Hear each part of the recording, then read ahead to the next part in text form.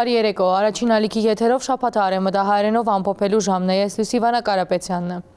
Ապրիլ 24-ին աշխարհի հայությունը եւ առաջադեմ մարդկությունը ոգեգոչած է հայոց ցեղասպանության զոհերու հիշատակը։ Մեծ Եղեռնի 111-րդ դահլիցին ձեռնարկաբերդի բարձունքը մարդաշատ էր։ Հազարավոր մարդիկ հուշահամալիրի մեջ հարկանքի դուրք մատուցած են 1.5 միլիոն անմեղ զոհերու հիշատակին։ Վարչապետ Նիկոլ Փաշինյանը, նախագահ Վահագն Խաչատուրյանի, ազգային ժողովի նախագահ Ալեն Սիմոնյանի եւ այլ բարձրաստիճան պաշտոնյաներու հետ այցելած է ձեռնարկաբերդի հուշահամալիր։ Հարկանքի դուրք մատուցած է անմեղ զոհերու հիշատակին, Ծաղկեբսակ զետեղած է հուշագոթողին արչև ծաղիկներ խոնարհեցուցած հայոց ցեղասպանության զոհերու հիշատակը հավերժացնող անմար գրագին արչև։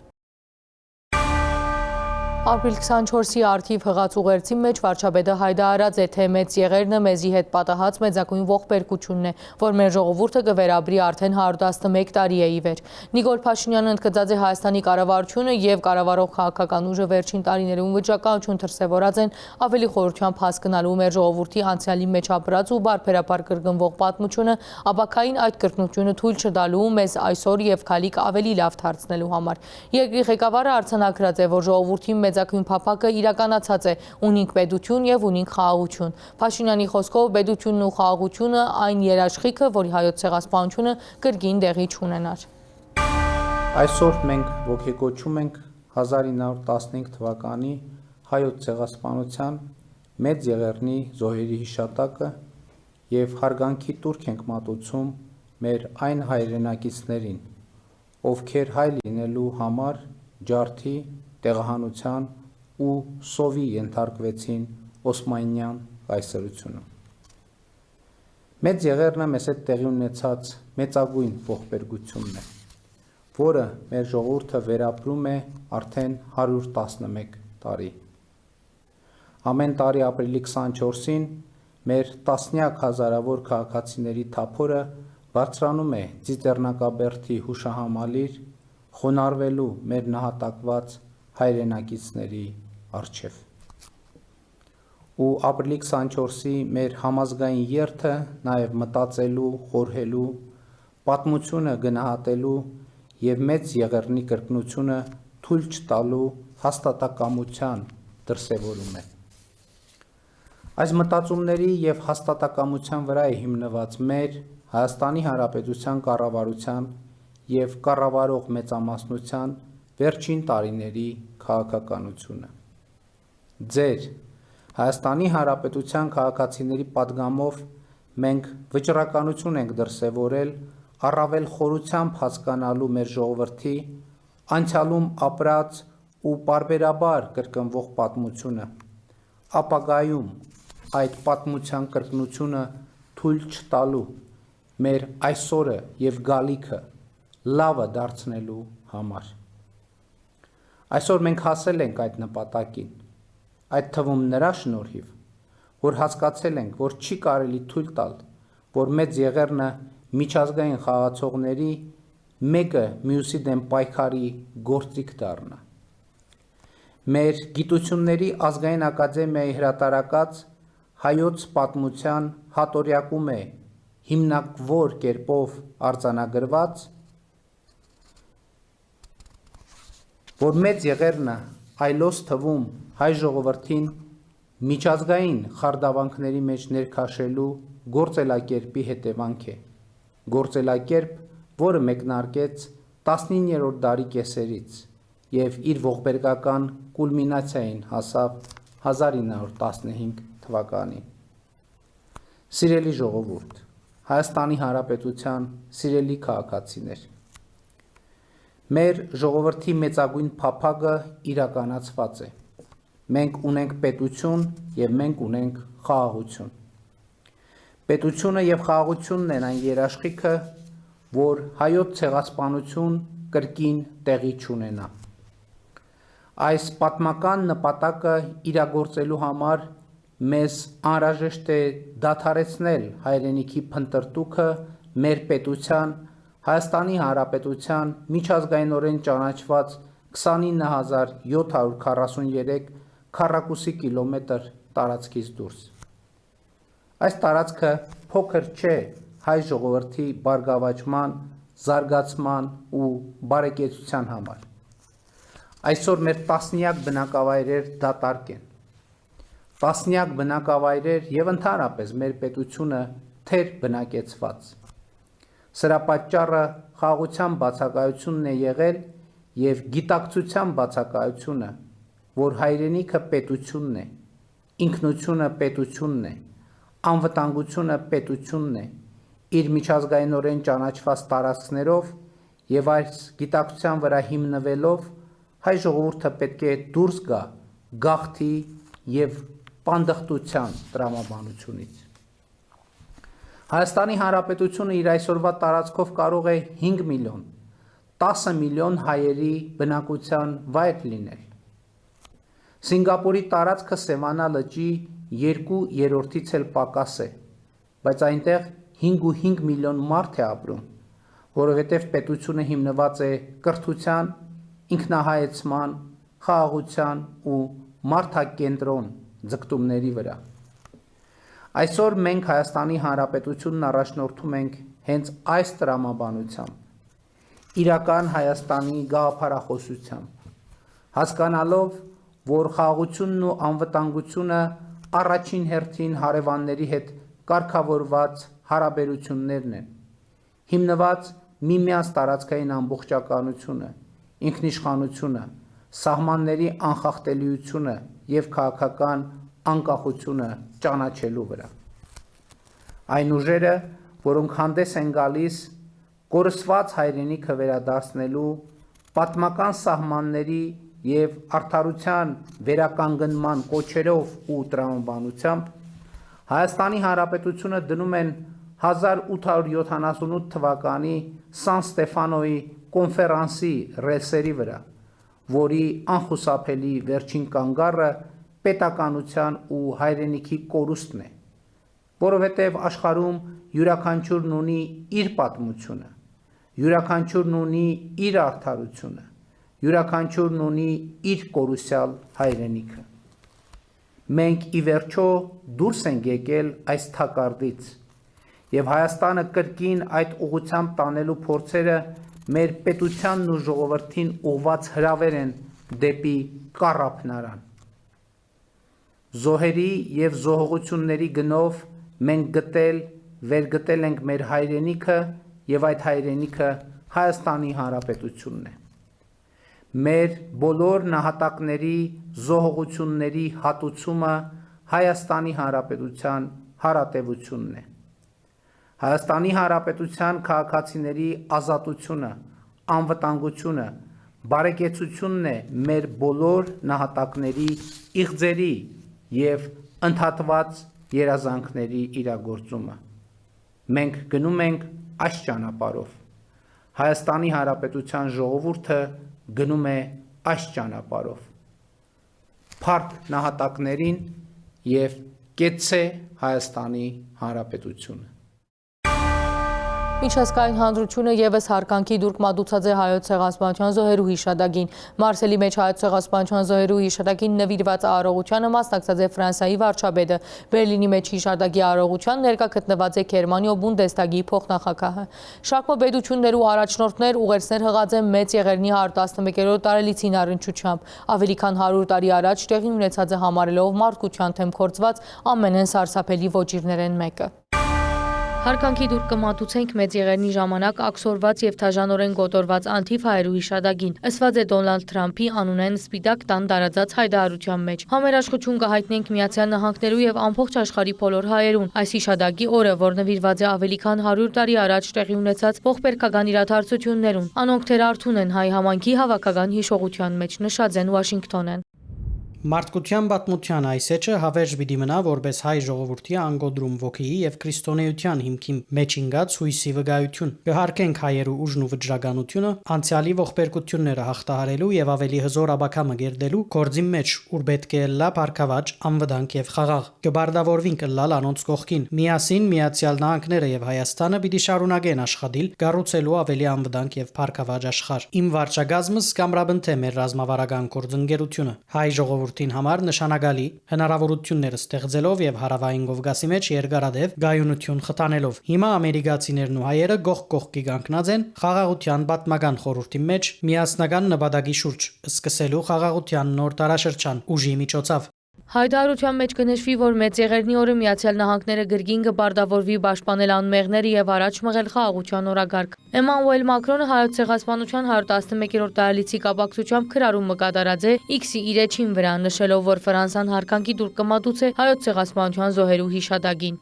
Ասիգա հնարավորություն մնե հիշելու, փոխանցելու եւ ընդգծելու այն անխզելի գաբը, որ կմիավորե Ֆրանսան Հայաստանի եւ ֆրանսացի ժողովուրդը։ Կանադայի վարչապետը եւս հայտարարություն տարածած է, նշելով, որ Օթավան կմիանա Կանադայի եւ ամբողջ աշխարհի հայերուն ոգեկոչելու Հայոց ցեղասպանության հիշադակի օրը, որ հայտնի է նաեւ որպես Մեծ Եղեռն։ Հարկանքի դուր կմատուցենք զոհերուն եւ բոլոր անոնց, որոնք անհավանական տարաբանքներ գրած են պատմության այդ մութ շրջանին, հայտարարած է Մարկ Քարնին։ 2006 թվականին Կանադան պաշտոնապես ջանցած է հայոց ցեղասպանությունը։ Ադիգա կնշանակե խոստում, որ մենք երբեք պիտի չմոռնանք հայ ժողովրդի դեմ իրականացված հալածանքները, բռնությունը եւ վայրակությունները։ Կանադայի մեջ ապրիլը կնշվի որպես ցեղասպանության հիշադակի, թադաբարտման եւ կանխարգելման ամիս։ Ժամանակահատվածը, երբ հարգավոր է մտորել անդեղյակության եւ հանցագից լալու հետևանքներու մասին, ադելության դեմ պայքարելու պատասխանատվությունը կգրենք բոլորս։ Մարկ Քարնիի խոսքով հարկավոր է հիշել եւս կոննլալ, որ նման վայրակություններ երբեք չգրկնվին։ Ռուսո նախագահը ուղերձ հղած է Հայոց ցեղասպանության 111-րդ տարելիցի կապակցությամբ։ Այսօր մենք գլուխ կխոնարենք 20-րդ տարու ամենեն սարսափելի ողբերգություններն մեկուն հայ ժողովրդի ցեղասպանության 100,000-ավոր զոհերու հիշադակին արչև։ Անպաշտպան անմեղ մարդոց նկատմամբ թաժան հաշվեհարդար իրականացված է։ Անոնք սպանված են, վիրավորված, վդարված իրենց բնակավայրերեն։ Այս ողբերգությունը ցնցած է ամբողջ քաղաքագիրտ աշխարհը, իսկ անոր աղետալի հետևանքները ցույց տված են, թե ինչի կրնա հանգեցնել գրոնական թշնամանքի, ազգայնականության եւ այլադիացության փոփոխումը։ Վլադիմիր Պուտինի ուղերձի մեջ կնշվի, որ Ռուսիո թիրքորոշումն այս հարցի մեջ միշտ եղած է անփոփոխ։ Մոսկվան գթադաբարդ է հայ ժողովրդի նկատմամբ բռնությունը, համարելով զայն հանցագործություն, մարդկության եւ քաղաքագրթության թեմ։ Վստահ ենք, որ ազգային հողի վրա զանգվածային ոչնչացման եւ տեղահանության քաղաքականությունը չի կրնար որևէ արդարացում ունենալ միջազգային հանրությունը պետք է համախմբե ջանքերը, որպեսզի նման փառփորոսությունը երբեք եւ ոչ մեկտեղ կրկնվի։ Նշված է Պուտինի ուղերձի մեջ Ռուսիո նախագահը բարեկեցություն եւ փառքավաճում մաղթած է բարեկամ հայ ժողովրդին։ Հունաստանի նախագահը ընդգծած է, որ հայ եւ հույն ժողովուրդները կգաբեն ընդհանուր փորձությունները, ինչպես նաեւ համերաշխությունը, բարեկամությունը եւ փոխադարձ հարկանքը։ Այսօր Օսմանյան գայցրության իրականացուցած հայոց ցեղասպանության 111-րդ տարելիցին, որ մարդկության թեմ ամենեն սարսափելի հանցագործություններն է, մենք կհարկենք 1.5 միլիոն զոհերու հիշադակը։ Պետք չէ մոռնանք պատմական ճշմարտությունը, թույլ չտալու համար բռնության եւ անհանդուրժողության գրգնությունը։ Կոստանտինոս Թասուլասի խոսքով ժամանակակից աշխարհի մեջ ուր շատ են հագամարտությունները եւ անորոշությունը խաղաղության փոխըմբռնման եւ համագործակցության նկատմամբ հանձնարարությունը ավելի կարեւոր կդառնա։ Կիպրոսի արտաքին գործոց նախարարությունը եւս քրարում կատարած է։ Այսօր մենք կհիշենք բոլոր զոհերը եւ գերտվինք պահպանել անոնց սրբազան հիշադակը, այլևս երբեք նշված է նախարարության X-ին էջին վրա։ Լիբանանի նախագահը հայտարարած է, որ 1915 թվականի ողբերգությունը փած վերք է մարդկության խղճին վրա։ Խորցավով կհիշենք այդ մարդասիրական ողբերգությունը։ Կվերահաստատենք մեր նվիրվածությունը արդարության, ճշմարտության եւ մարդկային արժանապատվության արժեքներուն, նշած է Ջոզեֆ Աունը։ Անոր խոսքով Լիբանանը միշտ անվտանգ վայր եղած է Աբաստան փնտրող հայերուն համար եւ զանոք թարցուցած ազգային բազմազանության անբաժանելի մասը։ Անոնք իրենց ներդրումը ունեցած են Լիբանանի զարգացման եւ բարգավաճման գործի մեջ։ Այսօրը եւս մեկ հնարավորություն է ընդգծելու հավաքական հիշողության, պահպանման, արդարության եւ մարդկային արժանապատվության արժեքներու խթանման, ինչպես նաեւ ժողովուրդներու միջև խաղաղության եւ փոխադարձ հարկանքի վրա հիմնված աբակայի ուղղությամբ աշխատելու կարեւորությունը։ Աունը ողջունած է հայ ժողովուրդը եւ վերահաստատած է Լիբանանի հավատարմություն իր առաքելության որպես ազատության եւ բազմագործության երկիր, հավելելով, որ հիշողությունը, ողբերգություններու գրկնությունը կանխելու բանալին է։ Թուրքիո նախագահը ուղերձ հղած է Բորսո հայոց պատրիարքության ու Թուրքիո հայ համայնքին, որ հրաբարակած է Ագոս պարբերականը։ Հարկանքով կհիշենք առաջին աշխարհամարտի դժվարին պայմաններուն մեջ զոհված օսմանցի հայերը, ցավակցություններս կհղեմ անոնց թորներուն։ Դժբախտաբար մեծ ցավ պատճառված է հայերուն, որոնք ապրած են Օսմանյան գայսրության դիրապետության ներքո ու արժեքավոր ներդրում ունեցած են տարբեր ոլորտներեն ներս։ Մենք հաջողած ենք ստեղծել թրքական հանրապետություն առանց մոռնալու այդ տարաբանքները եւ հասկանալով, թե ինչպես հաղթահարել զանոնք։ Թուրքիո նախագահը հայտարարած է, որ իրենք թույլ պիտի չտան պատմական թշնամանք հրահրել եւ կցկտին աբակա սերունդներուն համար, թողել այնպիսի ժառանգություն, ուր ճշմարտությունը կգապվի խղճի, այլ ոչ թե վաթիշողություններու հետ։ Կբաժնեկցիմ հայ համայնքի ապրած ցավերը եւ հարկանքով գոքեշնչեմ զոհված օսմանյան բոլոր քաղաքացիներու հիշադակը, ըսված է Էրդողանի ուղերձին մեջ։ Վարչապետ Նիկոլ Փաշինյանը աշխատանքային այցելությամբ մեկնաձեր Արաքածոտնի եւ Շիրագի մարզեր ծանոթանալու գրթական ենթակառույցներու եւ գյուղատնտեսական ծրագիրներուն։ Այցելության ընթացքին անկտնված է վերակառուցված ու նորակառույց դպրոցներու եւ մանկապարտեզներու մեջ, ծանոթացած է ճանապարհաշինական աշխատանքներուն, ինչպես նաեւ այցելած է գյուղական տնտեսություններ եւ երիտասարդական կենտրոններ։ Արաքածոտնի մարզ գդարած աշխատանքային այցելության ընթացքին վարչապետը ծանոթացավ 300 դպրոց 500 մանկապարտեզ ծրագրով կառուցվող ու հիմնանորոգվող գրթական հաստատություններու պայմաններուն։ Առաջին գանքարը Աշտարակ համայնքի Ուշի բնակավայրի մանկապարտեզներ, որ վերակառուցված է։ Այսքան գործ արել չի չեն կարել։ Էս երբեք անել։ Հա, սուբվենցիայի մեջ։ Վարչապետը ողջունեց տարածքի մեջ գտնվող քաղաքացիները։ Շենքը կառուցված եղած է 1980-ական թվականներուն, 1995 թվականին թատրած է կորձել է եւ մինչեւ հիմա մանկապարտեզ չի եղած։ Ներկայացուցին երկրի ղեկավարին։ Մենք 2024-ին ամբողջությամբ իրան վերանորոգել ենք, բացի արտաքին պատերից մնացած ամեն ինչը մենք ենք արել։ Տանիք, ջուր, Արդեն գործում եք։ Այո, 6 ամիս։ 6 ամիս։ Իսկ քանի սան ունեք։ 26։ Իսկ կարողությունը ինչքան է։ Քյուղի նախադպրոցական տարիքի բոլոր երեխաները կհաջախեն մանկապարտեզ։ Որտեղ եք աշխատում դուք մանկապարտեզը բացվելուց առաջ։ Ենք աշխատել։ Ուշիից եք հենց։ Հա։ Այսինքն փաստորեն այս նաև աշխատատեղ ստեղծեց գյուղում։ Փաշինյանը ծանոթացավ մանկապարտեզի բահեստներուն, Փուշգեդին, Լվացկադան։ Բարև ձեզ։ Որտեղ եք աշխատում մանկապարտեզից առաջ, ստեից առաջ։ Չեն աշխատում։ Վարչապետը նշեց, կարողականությունը կա մանկապարտեզը ամբողջությամբ ծանրաբեռնելու։ Բարև ձեզ երեխաներ։ Լավ եք, թող նստեք։ Լավ եք։ Լավն է ձեր մանկապարտեզը։ Մանկապարտեզի աշխատագիցները գլխավորապես քյուղեն են։ Միջին աշխատավարձը մոտ 120,000 դրամ։ Բարև ձեզ երեխաներ։ Լավ եք, նստեք։ Ձեզ դուր գալիս է ձեր մանկապարտեզը։ Հավեսով եք գալիս։ Ճաշերը համով են։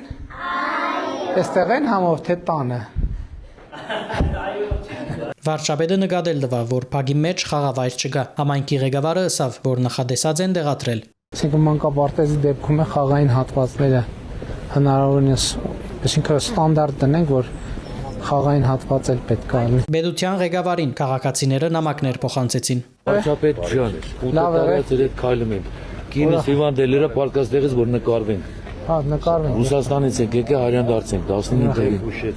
Ուշեցի ենք, հետո ես հարցերը կբարձրացնեմ։ Շատ փոքր հարց ունենք, պարոն վարչապետ։ Կլուծենք հետ։ Շատ շնորհակալ ենք, պարոն վարչապետ, շատ շնորհակալ ենք ամեն ինչի համար։ Վարչապետը շփվեցավ բնակիչներուն հետ, լսեց բարձրացված խնդիրները։ Հաջորդ կանգարը Աբարան համայնքի Երնչադապ բնակավայրի Եղիշե Չարենցի անվան միջնակարգ դպրոցներ, որ վերանորոգված է։ Վարչապետը մինչև գդարված աշխատանքներուն ծանոթանալը ողջունեց բնակիչները։ Դպրոցը կշահագործվի փետրվար 20-ի վեր։ Բարև ձեզ։ Նստեք երեխեք։ Քիմիա, հա։ Այո։ Փորձեք անում։ Երբ եք ստացել լաբորատոր սարքերը։ Անցած տարի ստացել ենք։ Օգտագործում եք, հա։ Այո։ Հավես է սենց դասերը լաբորատոր փորձերը։ Դպրոցի մեջ 93 աշակերտ կա։ Վարչապետը ըսավ, որ դեղեկացած է, թե մարզատահլիճ չկա, զայնալ պիտի կառուցեն հարաճիգային։ Բարև ձեզ երեխեք, բարև ձեզ, նստեք։ Բարև ձեզ, ինչ դաս է։ Նստեք։ Անգլերեն։ Հա, ինչ լավ է, որ անգլերենը համակարգիչներով եւ այլն։ Դպրոցը ունի նաև նախագահարան 6 աշակերտներով։ Դահլիճն էլ ված չի, նորմալ 90 երեխայի համար նորմալ դահլիճ է։ Վարչապետը ծանոթացավ դպրոցի փագային հատվածին ներառյալ կառուցված խաղատաշտին։ Հաջորդիվ Փաշինյանը այցելեց Ալագազ համայնքի մեջ կառուցված նոր մանկապարտեզը։ Քաղաքացիները ձապերով թիմավորեցին վարչապետը, շնորհակալություն հայտնելով մանկապարտեզին համար։ Գյուղում մանկապարտեզ եղել է նախ։ Ոչ, մանկապարտեզ չի եղել։ Առաջ անգամն է։ Մանկապարտեզը գրնա ընդունել 144 երեխա, ներկայիս 100-ն ավելի արդեն կհաջախեն։ Հարց բարձրացվեցավ փոխադրամիջոցի անհրաժեշտ հրաժեշտության մասին, որ շրջագա 11 բնակավայրերեն երեխաները դեղափոխե։ Այսինքն 70 երեխա տեղափոխելու ընդունակ մեքենա պետք է լինի։ Վարչապետը ցանոթացավ Մանգաբարդեզի պայմաններուն, նշելով, որ ամեն ինչ նախադեсված չափանիշներում մեջ է։ Պարոն վարչապետ, պատկասեք, երկրաշարժից հետո այդ մարդիկ մանկապարտեզ չեն ունեցել։ Հիմա 11 վարչական տարածք մանկապարտեզ։ Բագրատաշենը ավարտում ենք։ Ալագազը եզդիապնակ համայնք է, նշեց երկրի ղեկավարը։ Հələ տեսեք, վերջին տարիներին Ալագյազում հələ ինչքան գործ ենք արել։ Հանդիսությունները արել ենք։ Դաշտը արել ենք, մանկապարտեզը արել ենք, դպրոցն էլ պետք է կառուցենք։ Վարչապետը հավելեց, որ Ռոման եւ Մալխաս ամոյաններու անվան մարզադպրոց մնալ պիտի գառուցեն եւ հարաճիգա օրերուն հիմնարկեքը պիտի գդարեն։ Ահա Ռոման ջան, դպրոցն էլ, չէ, Մալխասը, Ռոմանն էլ, Մալխասը։ Դպրոցն էլ կգանք։ Հələ տեսեք, այս մի բնակավայրում ինչքան գործ են կարել։ Երկրի ղեկավարը զրուցեց քաղաքացիներուն հետ, լսեց բարձրացված խնդիրները։ Վարչապետը գանքարավ Փարբի Ղազարավան դեղական նշանակության 11.5 կիլոմետր երկարության ճանապարհի հիմնանորոգման աշխատանքներուն ցանոթանալու։ Աշտարակ, Փարբի, բազմապյուր, Ղազարավան 11.5 կիլոմետրը, որ մեզ մասնել է սա, պարոն վարչապետ, այսինքն Ղազարավան գնալուց էլ լավ ճանապարհով ես գնում։ Փարբիից էլ գնալուց էլ, այսինքն այսպես ինքը շրջադարձային իդեալական բան է։ Բաս երբ կավարտենք։ պարոն վարչապետ 11.5 կիլոմետրից 8 կիլոմետրը արդեն ծածկը տեղադրված է, առաջիկա ամիսներում կավարտենք 3.5 կիլոմետրը։ 3 ամսվան աշխատանք մնացած է, տեղեկացուցին վարչապետը։ Մայթեր կառուցված են, չրահերացում դեղաթրված է, հիմնանորոգում կգադարվի, նշեց տարածքային կառավարման եւ ենթակառույցներու նախարարը։ Նիկոլ Փաշինյանը ողջունեց տեղի բնակիչները, նկարվեցավ անոնց հետ։ Բարև ձեզ։ Շատ սիրում ենք ձեզ։ Բարև ձեզ։ Բարև ձեզ։ Բարև ձեզ։ Լավ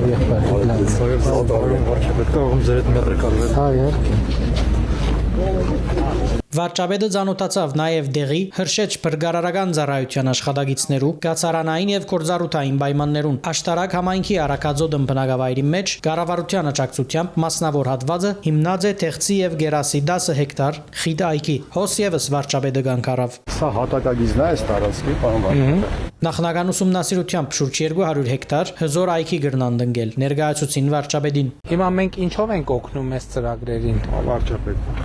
մենք 50% փոխհատուցում ենք տրամադրել, այսինքն հետվճար ծախսերի, եւ այս այգին ինքը առանձնահատուկ է նրանով, որ վարձակալած հողի վրա, եթե 20 տարի եւ ավել ժամանակով բերում են վարձակալության պայմանագիր, մենք այդ դեպքում եւս սուբսիդավորում ենք, բացի այդ իրենք մոտ 350 միլիոն դրամի գյուղտեխնիկա են ձեռք բերել եւ լիզինգի ծրագրով Թալին համայնքի Արաքաձավան բնակավայրի թիվ 1 միջնակարգ դպրոցը եւս կառավարության ծրագրով գառուցվածներու շարքեն է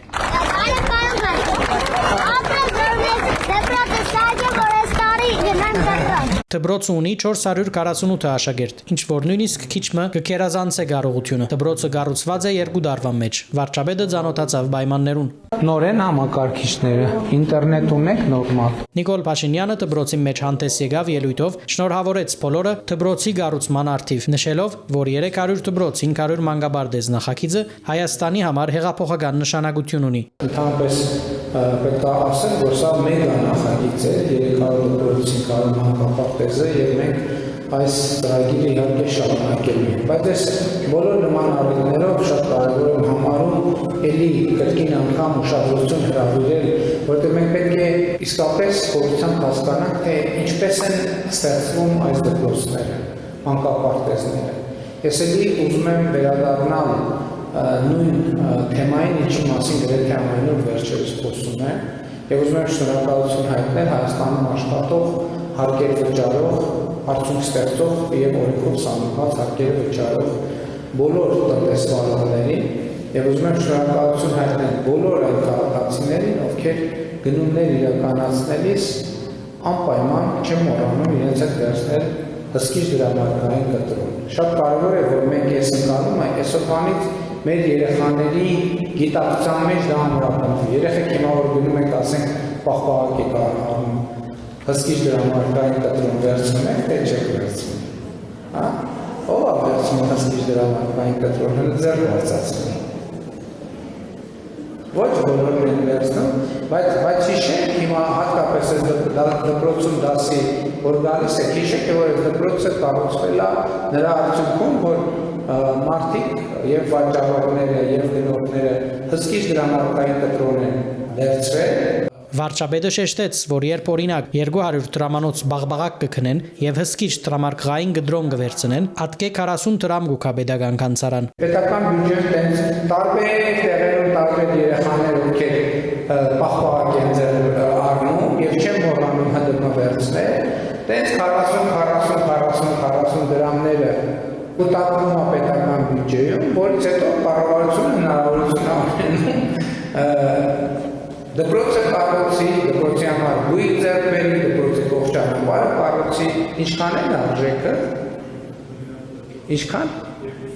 2.4 միլիարդ, պետք է հաշվի չնենք, ասի քանի բաղբաղակի հդմի։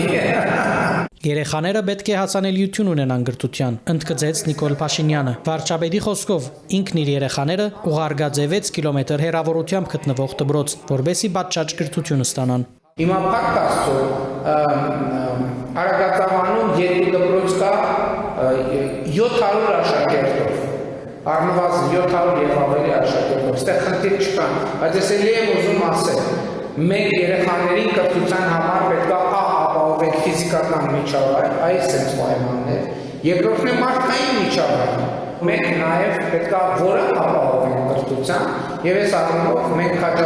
քաջալերում ենք մեր ուսուցիչներին, որ նրանք անպայման անցնեն ատեստավորում։ Իսկ նրանք, ովքեր ատեստավորում արդեն անցել են, կան ատեստավորում անցած ուսուցիչներ, արդեն հաջորդ փուլում, երբ որ ձեր ատեստավորման 5 տարի կլրանա, հաջորդ փուլում դուք նոր ատեստավորման հնարավորություն կունենաք, եւ այդ դեպքում արդեն ձեր դրույքաչափը կլինի ոչ թե 200,000 դրամ, այլ 300,000 դրամ, եւ դրանք կգումարվի արդեն ձեր ատեստավորման տոկոսը։ Վարչապետը հաջողություն մաղթած է, որ դպրոցի մեջ աբրին ստեղծագործեն վայելեն կյանքը եւ գիտելիքի հաջույքը։ Պետությունը պետք է ուժեղացնե մարդը պետությունը։ Այս բանացեվին մասին խոսած է երկրի ղեկավարը։ Մենք մարդուն ուժեղացնելը պատկերացնում ենք կրթությունով, որովհետեւ չկրթված մարդը չի կարող լինել ուժեղ։ Եւ երկրորդը, մենք ուզում ենք այնքան գիտելիքով ուշտենք մեր երեխաներին,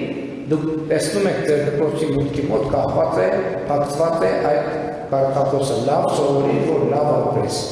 Իսկ լավ ապրել նշանակում է ունենալ լավ աշխատանք, վաստակել շատ լավ աշխատանքի, իսկ լավ աշխատանք կարելի է ունենալ լավ գիտելիքով։ Իսկ երբ որ դուք բոլորդ ունենաք լավ աշխատանք եւ վաստակեք շատ, բնականաբար նաեւ ձեր վճարած հարկերը կլինեն ավելի շատ եւ դուք հնարավորություն ունենաք այս դպրոցում սովորող հաջորդ սերնդի համար ապահովել ավելի լավ պայմաններ ձեր վճարած հարկերով։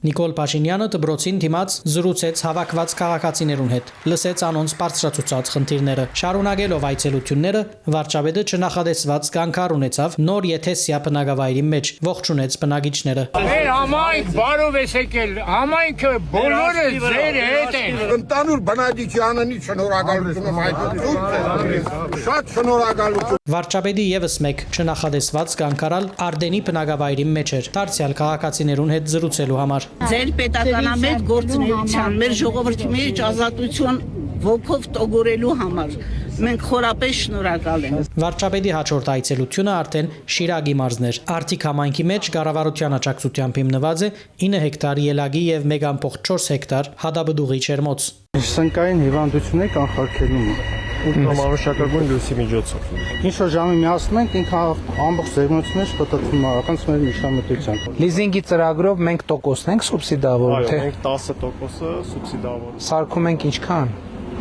Եթե բանկերը տրամադրում են 14%-ով, ապա 4% է լինում դրամային, եթե տրամադրում են 12%-ով 2%, մենք արտարժույթի դեպքում 6% ենք սուբսիդավորում, որ որոշ դեպքերում 0 է դառնում։ Հադաբդղանոցը դարեգան մեկ անգամ փերկ կուտա։ Ջերմոցադերը թիմեց իրացման հետ կապված աջակցության հարցով։ Վարչապետը փոխվարչապետ Դիկրան Խաչատրյանին առաջարկեց օթանավային ընկերության հետ խոսիլ բեռնափոխադրման հետ կապված հարցով։ Եթե արտահանման ծավալները լան, գրնան աջակցության ծրագիրը իրականացնել։ Օրինակ, ծաղիկի շուգայի մեջ ալգա խնդիր, եւ պետք է արտադրողները համոզել, որ իրարու միանան։ Արդեն որակի հարցը շատ տեղերում լուծել ենք, ծավալի հարցը չեն կարողանում լուծել, որովհետեւ ասում են, «Էս ինչ լավն է, դե տվեք են ասում են տիպ, որը Հայաստանի մի տարվա արտադրանքն է։ Դրա բայց մենք պետք է այդ մարտահրավերը ընդունենք, որ ծավալներն էլ աճեն։ Չնախադեсված կանգարմը եւս հորոմ բնակավայրի մեջ Ախուրյանի մեջ եւս վարչապետը Չերմորեն դիմավորեցին։ Այնուհետև ան այցելեց երիտասարդական կենտրոնը, որ վերանորոգված է օժդված քույքով եւ սարքավորումներով։ Բարև ձեզ երեխեք։ Լավ եք։ Էս ինչ եք անում։ Նստեք։ Էս ինչ եք անում։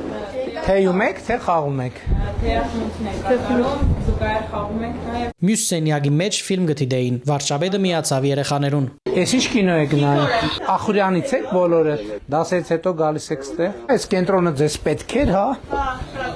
Փոխել է ինչ որ ձևով ձեր կյանքը։ Այո։ Գետրոնը բացված է 2025-ի հունիսին։ Վարչապետը հետաքրքրվեցավ, թե երբ Գետրոնը չգար, ուր ժամանակ կանցնեին անոնք։ Դե դրա համար էլ մենք այս ծրագիրը արել ենք եւ ըստ էության հենց այս ենք նկատի ունեցել ծրագիրը նախագծելիս։ Երեխաները վարչապետին առաջարկեցին ժամանակակից հոլովակ մնգարել։ Նիկոլ Փաշինյանը համաձայնեցավ։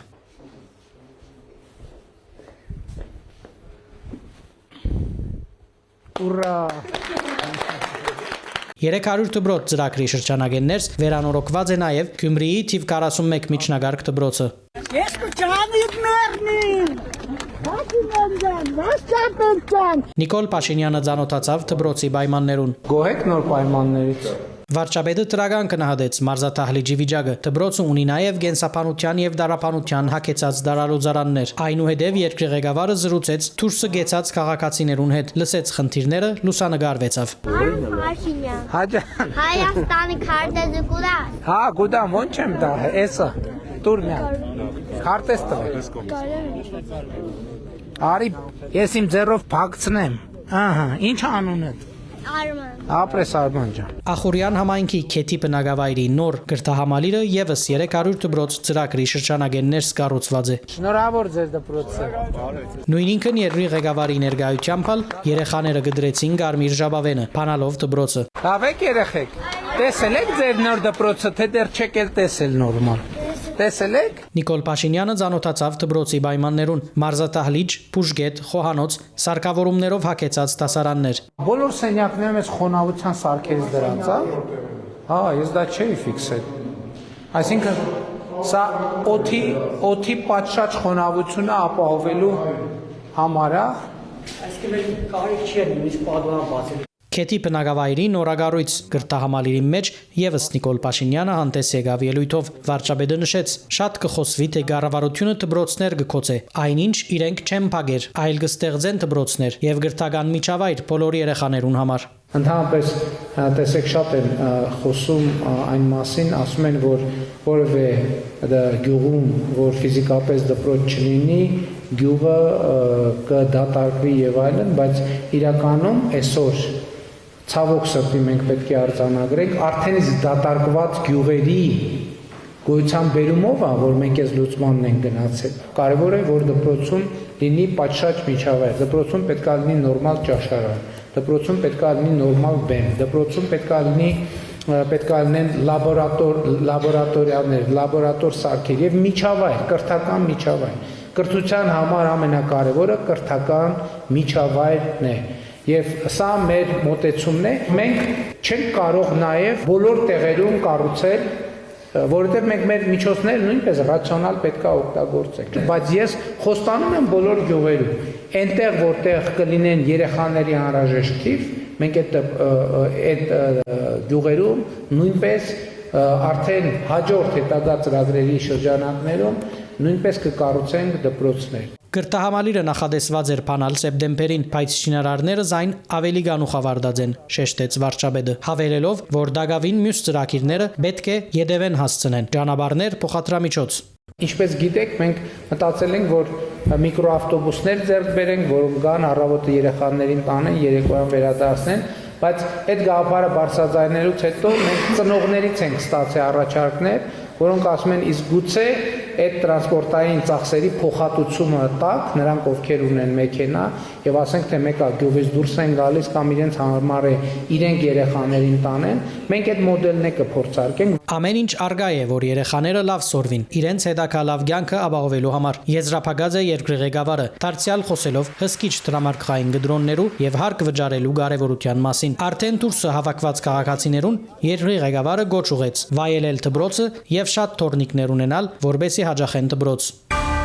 Կառավարությունը արշավտվան նիստին որոշած է վերակազմակերպել քաղաքացիական օթուղային կոմիտեն, զայն դարձնելով ինքնափավ եւ շահույթ ապահովող կառույց։ Հաստատված է նաեւ միջազգային քաղաքացիական օթուղային կազմակերպության հետ համագործակցության նախագիծը 321 միլիոն դրամի հատկացումով։ Վարչապետ Նիկոլ Փաշինյանի խոսքով ոլորտեն ներս արձանագրված է աճ, անցյալ տարի իրականացված են թռիչքների 70 երկրներ ուղղությամբ, սպասարկված է շուրջ 5 միլիոն ուղևոր։ Նիստին ընթացքին անդադարձ կատարված է նաեւ կենսաչափական փաստաթուղթերու ներդրմանը։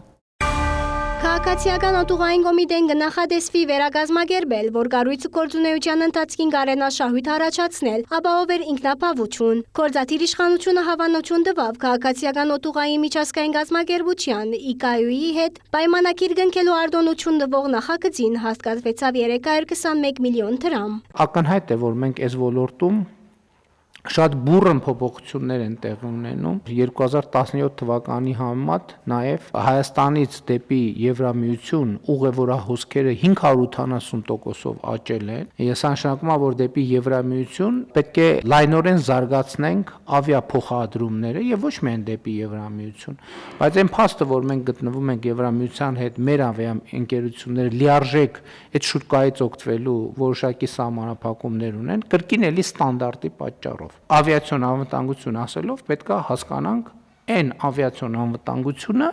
որը ժամանակակից ստանդարտով սահմանված է։ Նախորդ դարի 48 օթուղային ընկերություններ Հայաստանին 70 ուղղություններով թռիչքներ իրականացուցած են, ավելցած է նաև ուղևորահոսքը։ Խոսքը 5.7 միլիոն ուղևորի մասին է։ Անցյալ տարի մոտ 10 նոր ուղղությամբ թռիչքներ իրականացված են։ Այս տարի եւս կան նոր ուղղություններով վերաբերյալ պայմանավորվածություններ։ Երկար սպասված ուղղություն ունենք առաջիկայում, որի մեկնարկը կտանք, խոսքը Երևան-Լոնդոն, Երևան ուղղության մասին է, արդեն հայտարարություն կա։ Ղազախստանի գործընկերների հետ երկար ժամանակ աշխատում էինք դեպի Ղազախստան ուղիղ չվերթներ ունենալու ուղղությամբ, պիտի ասեմ, որ արդեն միանգամից մեկից ավել ավիաընկերություններ են հայտարարել եւ ամսաթվեր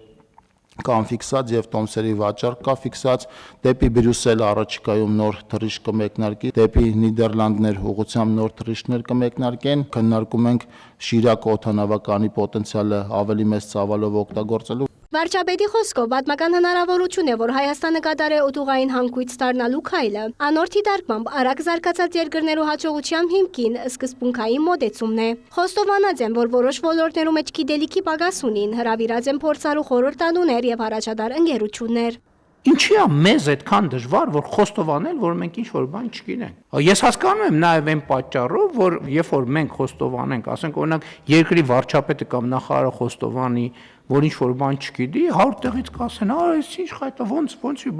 ոնց ինչ-որ բան չգիտի, բայց ոնց է տեղ նստած, ինչի է տեղ նստած։ Չէ՞ որ տեղ նստած նախկինում բոլորը ամեն ինչ իմացել են։ Ասենք Պլուտարքոսի հայացքով գնացել եկել են, որովհետև իրանք ամեն ինչ գիտեն։ Այսօր այս կետին ենք, որովհետև մենք անդադ խոստովանել ենք, մենք Սոկրատեսի հետևորդն ենք։ Մենք գիտենք, որ ոչինչ չգիտենք։ Եվ պետքա գնանք այս տրամաբանության մեջ։ Ահա թե ինչու է ըստ վարչապետին գրթությունը կառավարության համար ռազմավարություններ ու ռազմավարությունը։ Մենք այսպես վերաբերվել ենք նաև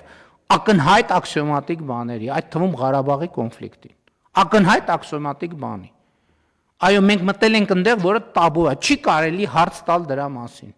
Չէր կարելի հարց տալ դրա մասին։ Բայց այսօր սա Հայաստանի Հանրապետությունում դարձել է նորմալ քաղաքական դիսկուրս եւ սա առաջընթացի անխուսափելի ճանապարհը, որ մենք մեզ հարց տանք, լավ, այս ոնց եղավ։ Ինչի է այս մի բանը տենց եղել, ինչի է 46 թվին այս տեղեություն, ինչի է 65 թվին այս տեղի ունեցել, ինչի է 73 թվին այս տեղի ունեցել։ Մենք այդ հարցերը միջև չտանք եւ չխոստովանենք, որ այդ հարցերը պետքա պատասխան ունենան։ Վարչապետի խոսքով պետք է հնարավորություն ունենալ միջազգային շուկայի մեջ մրցունակ վարձատրություն ապահովելու եւ աշխարհի բարձր մակարդակի մասնակիցներ հրավիրելու, որովհետեւ անոնք աշխատին Հայաստանի մեջ։ Հայաստանի համար արգա ընթացակարգային խոչընդոտները թույլ չեն տված իրականացնելու նման փոփոխություններ։ Աբսուրդ է, որ ասենք միջև 21-րդ դար կարա որևէ մեկի մտքով անցնի, որ օթաչուն կարա բանում ծխի։ Այդ ինչա կոչվում։ Խցիկում կարա ծխի։ Ինչ ա եղել որ։ Կարաթևն է պատոհանից հանի sense դնի։ Բայց դա հասկանում եք, որ մեկ ասում ես, հա լավ, բանը չի, հասկացանք, ծխում այլի։ Լավ, հասկացանք, մի սարքեք ստեղ բանը,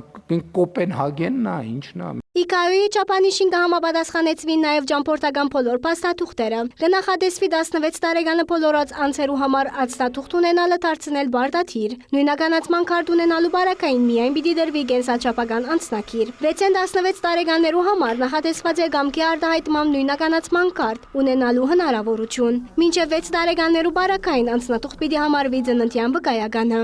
Օտարերկրացիների, փախստականների եւ քաղաքացիություն ունեցող անձանց համար բոլոր փաստաթղթերը եւս դարձնում են կենսաչափական, այսինքն կենսաչափական տվյալներ ենք ներդնում։ Նիկոլ Փաշինյանի խոսքով այն բահեն, երբ կենսաչափական անձնագիրները Հայաստանի մեջ սկսին թողարկվել, պետք է զվարթնոցի եւ սահմանային անցման բոլոր կետերում մեջ ունենալ անհբում անցման հնարավորություն։ Համագարկը ստանոր հնարավոր է ընդարձակել նաեւ այլ երկրներու մեջ, եթե երկկողմանի պայմանագիրներով երկրները համաձայնին տվյալներու փոխանակման։ Համագարկի ներդրումը ըստ վարչապետին էական թերբիդի ունենա Եվրամիության հետ մուտքի արտոնակիրներու ազատականացման գործընթացի մեջ։ Կենսաչափական անձնագրի կարևոր առանձնահատկություններից մեկն է,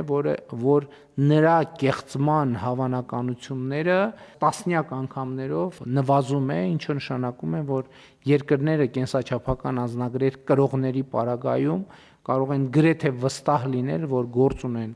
այն մարդու հետ, ով պատկերված է անձնագրի մեջ։ Գշարունակի արձակցությունը անասնապուծության ջուղի մեջ խոշոր ներդրումային ծրագիրներուն։ Խոսքը կվերաբերի կառավարության 2022-ի որոշման։ Եթե սահմանամերձ հատվածի մեջ նվազագույնը 500 միլիոնի ներդրում կա, իսկ մյուս հատվածներու մեջ 1 միլիարդ դրամ եւ ավելի, խոշոր ծախսերու 40% վերադարձ կկատարվի։ Մինչև 26 թվականի դեկտեմբերի 30-ը հնարավորություն ենք տալիս, որ եթե կլինեն նոր նախաձեռնություններ, նոր ներդրումներ, կան այս ծրագրով ուրեմն մասնակցեն, իսկ արդեն մյուս ծրագիրը, որը հնարավորություն է տալիս օրինակ խելացի անասնական ունել 1000 եւ ավել գլխի համար, դա արդեն 27 թվականի ուրեմն հունվարի 1-ից կմտնի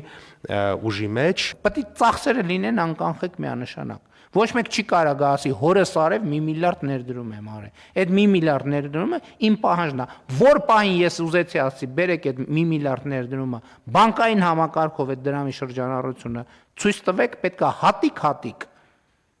ու ոչ պլյուս մինուս կարող լինի 500,000 դրամ 1 միլիոն, այդ 1 միլիարդի մեջ։ Եթե որևէ տեղով էս հաշվարկը չեղավ, ուրեմն խնդրեմ կա։ Մնացած դեպքերում մենք աշխատող մարդկանց պետք է բան անենք, աջակցենք։ Վարչապետի համոզմամբ ուր չանք չգա, կարելի չէ խրախուսել չանկի բացակայությունը եւ կարելի չէ չխրախուսել չանկը հասկանալով, որ երբեմն ծախողումներ կրնան լալ։ Երրում է մեր ավիացիոն շուկան։ Դա մի բանի արդյունքում որ մենք անդադ ջանք ենք գործադրել, սխալվել ենք ել ենք ջանք գործադրել, սխալվել ենք ել ենք ջանք գործադրել։ Եթե մենք հանկարծ հանձնվեինք, Զվարթնոց օդանավականը այսօր էլ էր լինելու 3 հատ օդանավ կանգնած, երկուսի պագրիշկեն նստած։ Չեք հիշում այդ տեսարանները, որ գալիս ենք ասում ենք մենակ այդ տեսարանը արդեն բան էր, այտենց մխկտոց էր մարդու գալիս, որ լավ չէ, Ես ինչի համար այս օդանավակայանը։ Նույնն էլ հիմա տեղի է ունենում գյուղատնտեսության ոլորտում եւ ես շատ ուրախ եմ, շնորհակալ եմ այն մարդկանց, ովքեր ջանքը դնում են։ Վարչապետը ներկայացուց շահութահարգի հավաքագրման տվյալները նշելով, որ 2026-ի ապրիլ 20-ին թռուչյամբ անիկա գազմած է 265.8 միլիարդ դրամ, ըսկալի արժ արձանագրելով նախորդ տարիներու համեմատ։ Ան հիշեցուց, որ 2018 թվականի հեղափոխությանն հետ շահութահարգի թրույկաչափը 20% նվազեցված է 18%-ի։ 2017 թվականի համեմատ շահութահարգը ավելա 5.4 անգամ կամ 444%-ով։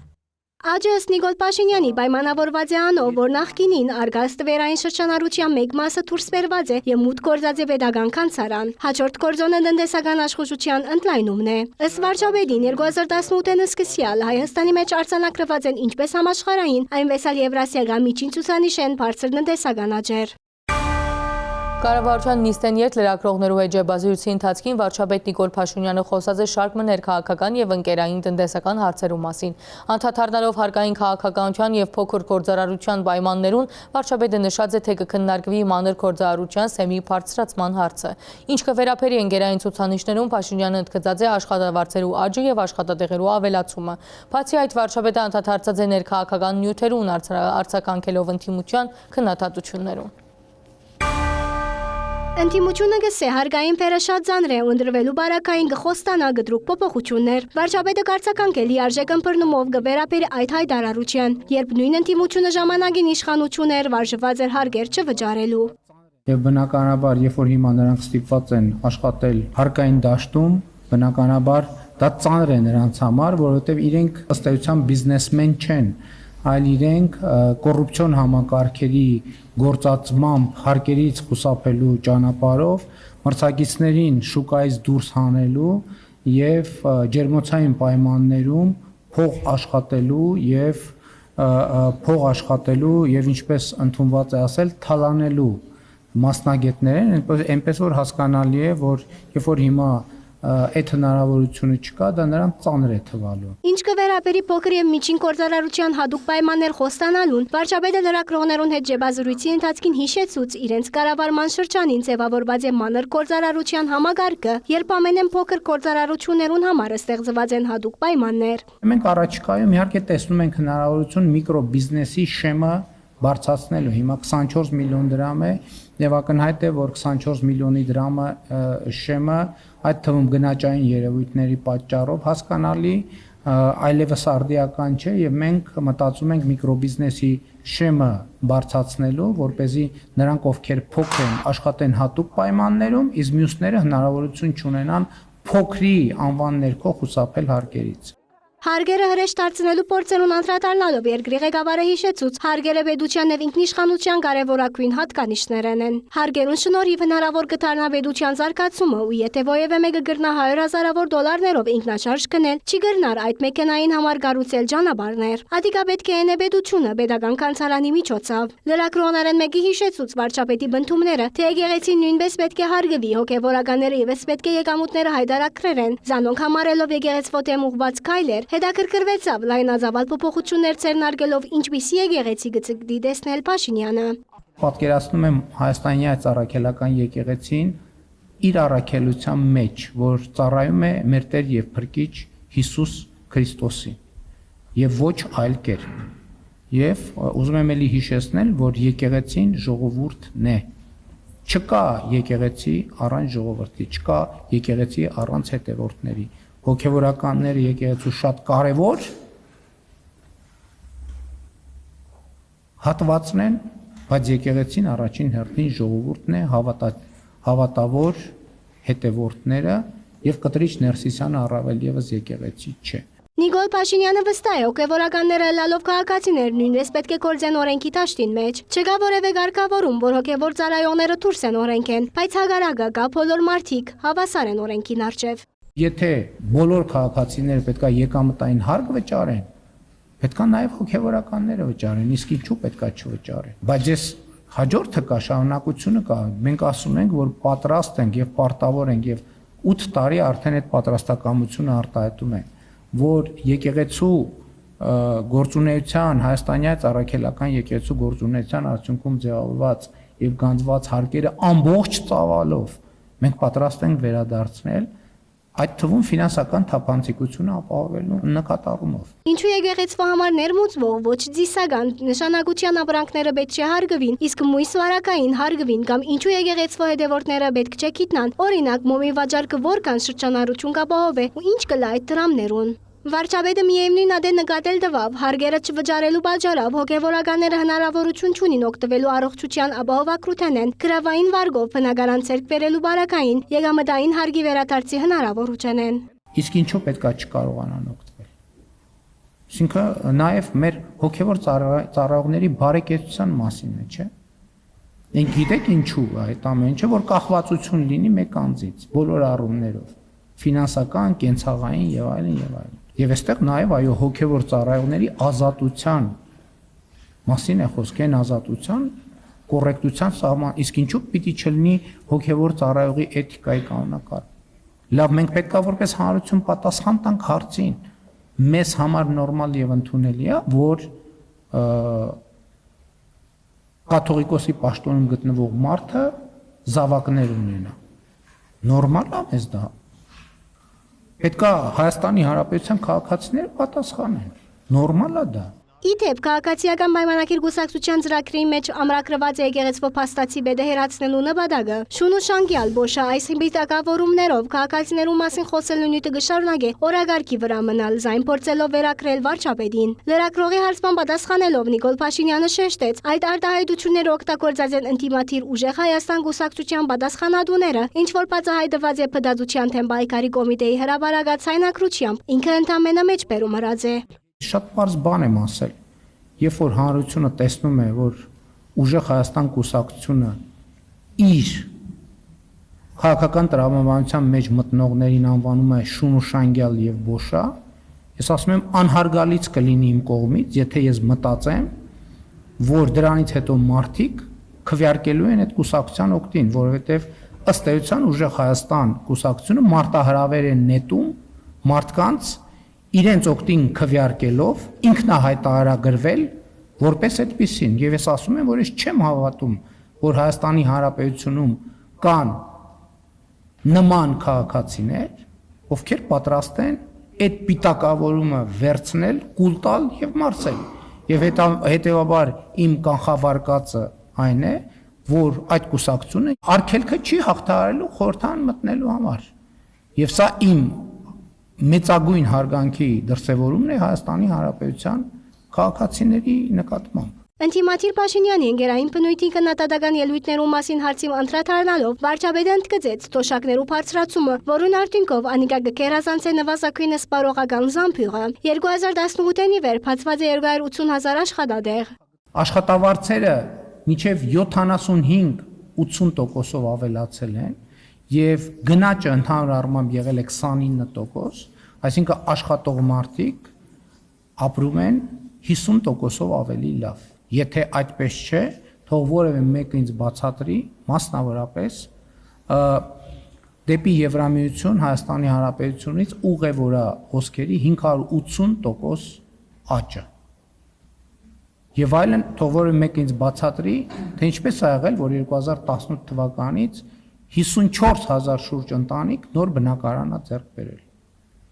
Եվ այլն եւ այդպես շարունակ։ Սերժ Սարգսյանը իր վերջին հայտարարության մեջ նշած է, թե 2018-ին վարչապետի պաշտոնին առաջադրվել է սխալ որոշում էր ու որ բանակցողի փոխվելը հանգեցուց աղետի։ Այս հարցման պատասխանելով Նիկոլ Փաշինյանը արձանագրեց. Ղարաբաղի շարժումով մենք մտածենք դեղմը, որի ելք չէ ունեցած, ու որ 1994 թվականին յետք եղած է պատերազմի գերաշխուժ փուլը հետաձգելու ժամանակաշրջան, իսկ պատերազմը ստանոր ոչ մեկ տարի թատրած է, այդպես կփաստե զոհերուն թիվը։ Եվ այն որ այլևս պատերազմի պայթյունը հնարավոր չի հետաձգել, ինքը Սերժ Սարգսյանն է հայտարարել 18 թվականի ապրիլի չեմ էլ հիշում 17-ին Թեքանիսին ազգային ժողովի անձոնից։ Ինչ կվերապերի 44-օրյա պատերազմին, այդ մասին հանրությունը ըստ Փաշինյանի ամեն ինչ գիտե եւ զեկույցի մեջ նոր բան չկա, ինչ որ հրաբարագել կպահանջի ընդդիմությունը։ Վարչապետը գսե ադոր հերթնալ գուքա, ինչպես որ հրաբարագեցին բանակցային փաթեթը։ Չեն գալիս բանավեճի։ Թող Սերժ Սարգսյանն ու Ռոբերտ Քոչարյանը թուղթու գրիչը վերցնեն մեր հրապարակած փաթեթով, թող կարդան։ Ասեն այդ տեսեք, ստեղ էսա գրած, ստեղ էսա գրած։ Այնտեղ գրած է մի բան, որ մենք մեր ժողովրդին խաբել ենք, լկտի ձևով խաբել ենք։ Ղարաբաղի շարժումը չի ծառայել Հայաստանի Հանրապետության եւ հայ ժողովրդին։ Ղարաբաղի շարժումը ծառայել է նրանց, ովքեր ընկալել են եւ ուզեցել են, որ հայ ժողովուրդը Հայաստանի Հանրապետությունը երբեք զոհի կարգավիճակից դուրս չգա։ Եվ ես ավելի վստահ եմ ասում, որ ես հիմա հպարտեմ, որ մեր պետությունը այդ թակարդից դուրս են բերել։ Այո, զոհերի ու զոհողությունների գնով, բայց եթե ես էլի անկեղծորեն նվիրված չլինեի այդ իդեալներին, ես այս ճանապարհով չէի կարող անցնել, եթե ասեի հա դե լավ դե հիմա Հայաստանի Հանրապետությունը այսօր այնպիսի թիրքիմը վրա է, որ ի վիճակի է լուծելու մարտահրավերները, հավելեց Փաշինյանը։ Ռուսիա նախագահին հետ վերջին հանդիպման ժամանակ պայմանագիրի կազմակերպության հապկի մասին խոսելով Հայաստանի վարչապետը կարևորած էր փոխադարձ անհամաձայնություններով անընդհատ նույն տեղը չմնալը։ Արդյոք խոսքը այդ կառույցին Հայաստանի անդամակցությունը սպառացնելու մասին է։ Մեր նախընտրական ծրագրում շատ հստակ գրված է, որ մենք հապկում աշխատանքները ակտիվացնելու վերաբերյալ միջոցներ չենք ձեռնարկի։ Այսինքն ձեր ասած ապասառեցումը չի նախատեսվում։ Իսկ դե յուրե վերջնականորեն Հայաստանը դուրս կուքահապկեն, թե ոչ, պիտի որոշվի ըստ իրավիճակի։ Նույն տեղը չմնալը ըստ վարչապետին կվերապերեր ընդհանրապես Հայաստանի ու Ռուսիա հարաբերություններուն։ Ինչ կվերապերի Աննա Հակոբյանի հետ վերամիավորվելուն ու մինչ այդ այլ բաժանման, ինչ որ մովանք թատրոն որակած են, Փաշինյանը նկատել լվավ, յանքը շատ ավելի բարդ է, քան թատրոնը, եւ որոնք այդ հարցի մեջ դեռ չեն համոզված, հետագա յանքի մեջ պիտի համոզվին։ Երբ որ Աննան հայտարարություն արեց, ես հայտարարեցի, որ հարգանքով եմ վերաբերվում այդ որոշմանը, բայց չհայտարարեցի, որ ես հաշտ եմ այդ որոշման հետ, եւ ես բնականաբար այդ տրամաբանությամբ նաև ջանքեր եմ գործադրել, որպեսզի ձեր ասած իրադարձությունը տեղի ունենա եւ ուրախ եմ, որ դա տեղի է ունենում եւ ուրախ եմ, որ եւս մեկ շանս ունեմ, որպեսզի մեր ընտանիքը պահպանվի։ Տնտեսական ազատության 2026-ի ցուցանիշի համաձայն Հայաստանը բարելաված է իր թիրքը գրավելով 52-րդ հորիզոնականը նախորդ տարվան 57-րդի փոխարեն։ Երկրի ընդհանուր քննադատականը ևս աճած է հասնելով 67.1 միավորի։ The Heritage Foundation-ի զեկույցի համաձայն Հայաստանը շարք մցուցանիշներով առաջ կանցնի Ֆրանսիային, Իտալիային եւ Իսպանիային, իսկ տարածաշրջաններն են Իրանեն, Թուրքիային եւ Ադրբեջանն։ Հայաստանը տնտեսապես ավելի ազատ է քան Ֆրանսիան, Իտալիան եւ Իսպանիան։ Heritage հիմնադրամը հրապարակած է տնտեսական ազատության 2026-ի ցուցանիշը։ Մեր երկիրը 2025-ի հետ բախտադած բարելաված է թե իր թիրքը, թե միավորները։ 184 երկիրներու շարքի մեջ Հայաստանը այժմ կգրավե 52-րդ հորիզոնականը նախորդ դարման 57-ի փոխարեն։ Աճած է նաեւ ընդհանուր գնահատականը 65.4 ցենտ հասնելով 67.1 միավորի։ Ցուցանիշը կգնահատե 4 սենասյուներ, որոնց մեջ ներառված են 12 ենթացուցանիշներ, ղեկավարման արդյունավետություն, կառավարության չափ, բաց շուկաներ եւ օրենքի քերակայություն։ Եթե մենք դիտարկում ենք տնտեսական ազատությանը 4 հիմնական հենասյուներից կարգավորումների արդյունավետությունը եւ շուկաների բացության ուղղությունները, այստեղ Հայաստանը ունի բավականին լավ առաջընթաց։ Սա հիմնականում պայմանավորված է Հայաստանի կողմից վարվող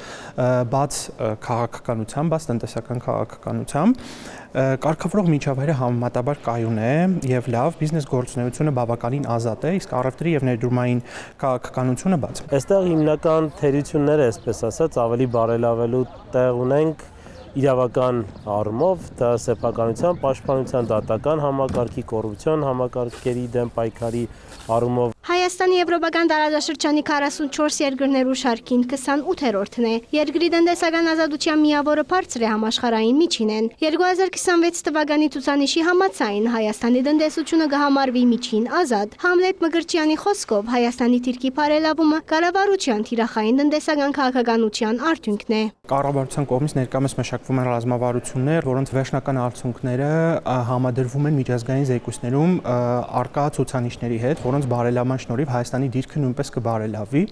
եւ այս համատեքստում այո թիրախավորված են մի քանի միջազգային զեկույցներ, այդ թվում նաեւ սույն զեկույցը, իրականացվող քաղաքականություններ եւ պլանավորվող քաղաքականություններ միտված են ելնելու այս դիրքի Հայաստանի դիրքի ել ավելի բարելավման։ Իհարկե այստեղ կա մեծ պոտենցիալ եւ մեծ աշխատանք անելու տեղ։ Հարևան երկրներ են Հայաստանը առաջ է Իրանեն, Թուրքիային եւ Ադրբեջանեն։ Հայաստանի թիրքը կվկայ է, թե որքանով երկիրը նախընտրելի է տնտեսական գործունեություն իրականացողներուն համար կգարձե փորձակետը։ Այստեղ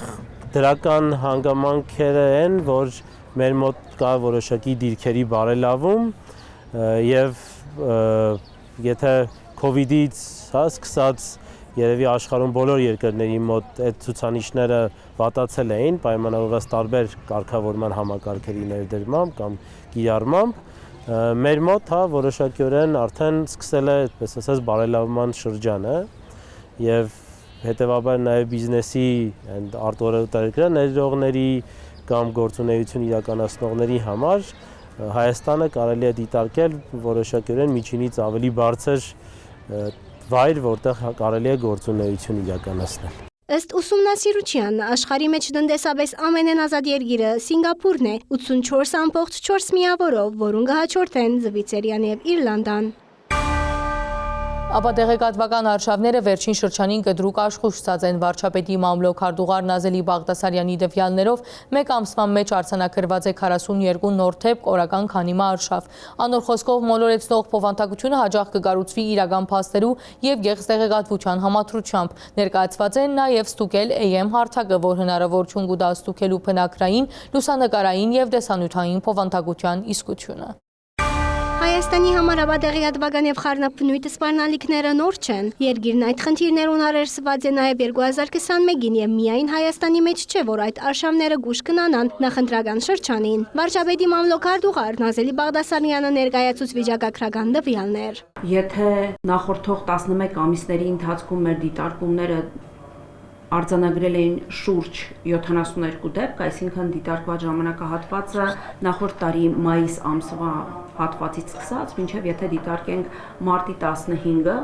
ֆիքսել ենք 72 դեպք։ Մարտի 15-ից ապրիլի 15-ի ժամանակահատվածում այդ դեպքերը ավելացել են 42-ով։ Այսինքն եթե 11 ամսվա ընթացքում 72 էր, իսկ 1 ամսվա ընթացքում 42, սա ցույց է տալիս, որ մեկ օրվա կտրվածքով մենք ունենում ենք 2, 3 կամ ավել թվով ապատեղեկատվական արշավներ։ Բաղդասարյանի խոսքով փոխված է նաև ապատեղեկատվության տարածման եղանակները։ Եթե նախկինին այն հիմնված էր ամբողջությամբ գեղձ լուրերու վրա, այժմ տարածվող մոլորեցնող լուրերը հաջող կունենան իրականության հետ որոշակի աղերս ունեցող փաստեր։ Իրական փաստին կավելցվի գեղձ դեղեցություն, կստեղծվի հանրությունը մոլորեցնող բադում։ Ապատեղեկատվական արշավների թիրախում որևէ պաշտոնյա չէ կամ որևէ հանրային գործիչ չէ կամ որևէ կուսակցություն եւ առավել եւս իշխանությունները չեն։ Թիրախում պետությունն է եւ հանրային վստահությունը, որովհետեւ մենք ինչ ունենք, մենք տեսնում ենք տեղեկատվական մեծ աղմուկ։ Այսինքն այս աղմուկի դեպքում շատ դժվար է արձանագրել, թե որն է ճիշտը կամ որը սխալը, եւ հանրային վստահությունը խաթարելու սա լավագույն գործիքը եւ միջոցն է, որովհետեւ առավելապես հանրությունը շատ դեպքերում ապակողմնորոշվում է։ Խնդիրը մեր ժողովրդավարական արժեքների թիրախավորումն է, խնդիրը հանրային վստահությունն է, խնդիրը օրինակ գալիք ընտրությունների հանդեպ վստահության նվազումն է, որ մարդկանց մոտ ստեղծվի իրավիճակ, որ ընտրությունների ելքը կանխորոշված է եւ բնավ այն ժողովրդավարական ուղին, որը ընտրել է կառավարությունը, այդքան էլ նշանակություն չունի։ Ամեն օր գեղձ լուրի տեղեկության արերսվելով մարդը կշեղի իրականութեն են եւ հանրային աղմուկի պայմաններու մեջ ճիշտ առարկայական տեղեկատվությունը աստիճանաբար կնվազի։ Ապա տեղեկատվության տարածման նոր գործիքակազմերեն է արհեստական բանականության գիրառումը։ Սա է պատճառը, որ մենք կանխատեսում ենք եւ առավել եւս կանխորոշում ենք, որ առաջիկա ժամանակահատվածում արհեստական բանականության միջոցով ստեղծված որոշակի փաստաթղթերի այսպես կոչված շակերտավոր արտահոս կլինեն նաև որոշակի գործողություններ, որոնք կնմանվեն իրականության, այսինքն արհեստական բանականության կողմից ստեղծված ձայն, վիդեո կոնտենտ, որը շատ նման կլինի իրական պատկերների։ Ադոր ուղված էին օրենսդրական վերջին փոփոխությունները, որոնք նախընտրական շրջանին կպահանջեն մագնշել արհեստական բանականությամբ ստեղծված նյութերը։ Կանխարգելիչ միջոցները ստեղծելու հարցի մեջ օգնած է նաև միջազգային փորձը։ Հանրային կապերու եւ տեղեկատվության կենտրոնի դնորենը ներկայացուց Stukel.am նոր հարթակը, որ հնարավորություն կտա ավերացնել, նույնականացնել եւ ճանչնալ որոշակի փոխանցություն։ Ապատեկացիան դեմ պայքարը իհարկե հարցակողական արդեն ձեռագիր պետք է ունենալ, որպեսզի արդյունավետ պայքարես դրա դեմ, այլ ոչ միայն պատասխանես ապատեկատվությանը։ Նաև կա երկրորդ կողմը, մեդիագրագիտությունն է։ Իհարկե լավ է, որ յուրաքանչյուր քաղաքացի կասկածում է եւ քննադատական մոտեցմամբ է դիտում յուրաքանչյուր կոնտենտ։ Պետք է տալ ինչ-որ գործիք, ինչ-որ հարթակ, հնարավորություն, որ քաղաքացին կարողանա ստուգել, վերիֆիկացնել այդ կոնտենտը։ Զարուկյանի խոսքով ամեն շաբաթ փոխանցագաստեղծ նոր գործիքներ կհայտնվին եւ ճանաչողական արհեստագիտությունը նույնպես պետք է անընդհատ թարմացվի։ Հարթակը պիտի լապած եւ հասանելի բոլորի համար, որևէ վճար չի նախադեսեր։ Անիկա ստեղծված է էստոնական ընկերության աջակցությամբ եւ Եվրամիության դրամամիջոցներու դրամատրմամբ։ Հարթակը ունի 3 հիմնական գործիք։ Ամենաառաջինը տեքստային կոնտենտի վերիֆիկացիան է։ Երկրորդ գործիքը նկարների եւ երրորդ գործիքը վիդեոների վերիֆիկացիան։ Վիդեոների եւ նկարների դեպքում կարծում եմ ակնհայտ է ամեն ինչ, դա ընդհանրապես այսպես ասած, մեքենայական հաշվողական տեխնոլոգիաների միջոցով է իրականացվում։ Այնպես ինչպես հնարավոր է AI գործիքներով գեներացնել լուսանկար եւ տեսանյութ, այնպես էլ նույն մեքենայական հաշվողական տեխնոլոգիաների միջոցով հնարավոր է վերիֆիկացնել, նույնականացնել արդյոք այդ նկարը կամ տեսանյութը իրական են թե ոչ։ Նախաձեռնողական հաղորդակցությունը Վահան է պետության եւ կառավարության հեղինակության համար։ Վարչապետի աշխատակազմի ռազմավարական հաղորդակցության վարչության նպատակներն է ընդհանուր արձականման ձևաչափեն անցնել ռազմավարական հաղորդակցության ձևաչափի։ Հստակ հաղորդակցությամբ իմանալ երբ ինչ ենք անում, որն է կարևոր ծրագրերը, որ գերատեսչությունն այս պահին պետք է լինի ուշադրության կենտրոնում։ Ապա տեղեկատվական արշավները կդարածվին քիչ հայտնի կամ անհայտ կայքերու միջոցով, որոնք ստեղծված են ճիշտ այդ նպատակով։ Նման փորձ եղած է Մոլդովայի եւ Ռումինիո մեջ, ապա տեղեկատվությունը Նազելի Բաղդասարյանի խոսքով կդարածվի տարբեր լեզուներով։ Հիմնադրամ կա անարդարության դեմ պայքարի, բաց աղբյուրներում դուք կհանդիպեք, որ աֆիլիացվում է Պրիգոժինի հիմնադրամի հետ։ Այս հիմնադրամի կողմից բավականին ինտենսիվ տարածվող տեղեկատվություն կա, հիմնականում թիրախավորում են այս դեպքում վարչապետի ընտանիքը եւ ընտանիքի անդամներին։ Եվ վերջերս եւս մեկ նման արշավի հանդիպեցինք օրեր առաջ, որը նաեւ մեր գործընկերների օգնությամբ կարողացանք հասնել իրականությանը եւ հերքել։ Հիմնականում կեղծ պատումները կամ տեղեկատվությունը, որ ստեղծվում է, ինչպես միշտ ստեղծվում է քիչ ծանոթ կայքերից, երբեմն դա լինում է նաև X-ում կամ Telegram-ում օգտահաշիվներ, որից հետո բոտային կամ տրոլային ցանցերի կողմից իրենք շատ հաճախ ամպլիֆայինգի մեթոդով տարածվում են։ Վարչապետի Մամլոք Կարդուղարին խոսքով աշխատին կանխարգելման եղանակով, քանի որ պետական գործիքակազմը չի գրնար միշտ եւ բոլոր իրավիճակներում մեջ հերկում ներկայացնել։ Ընդհանուր բոտերի թվով 115 բոտ կարողացել ենք արգելափակել։ Հիմա մեր գործընկերները, այդ թվում նաև արտգործնախարարությունից կապի մեջ են նաև Մետայի գործընկերների հետ, ինչպես գիտեք, Մետան ունի նաև համապատասխան գործիք, որ անգամ կեղծ տեղեկատվությունը եթե հրապարակվում է եւ իդենտիֆայինգ ենք անում, որ դա կեղծ լուր է, ինքը որոշակի պիտակ ունի, false story, այդ պիտակով տարածվում է։ Այս հարցում մեզ որոշակի օրեն աջակցում են նաև մեր Վրաստանի գործընկերները, ֆակտ-չեքերները, որոնք այդ աշխատելու ոճը, մեթոդաբանությունը ունեն։ Ապա տեղեկատվության եւ խառնապնույթ պատերազմներու թեմ պայքարի մեջ պետությունը ըստ Բաղդասարյանի միայնակ չի գրնար գործել։ Թիմագայությունը հնարավոր է ապահովել աշխուժ համագործակցությամբ շնորհիվ ոչ պետական կառույցներու, տեղեկատվական հարթակներու եւ անկախ հետաքննողներու մասնակցությամբ։ Շաբաթվան համար մենք պատրաստած էինք այսքանը։ Շարունակեցեք հետևել առաջին ալիքին մինչ հաջորդ շաբաթ։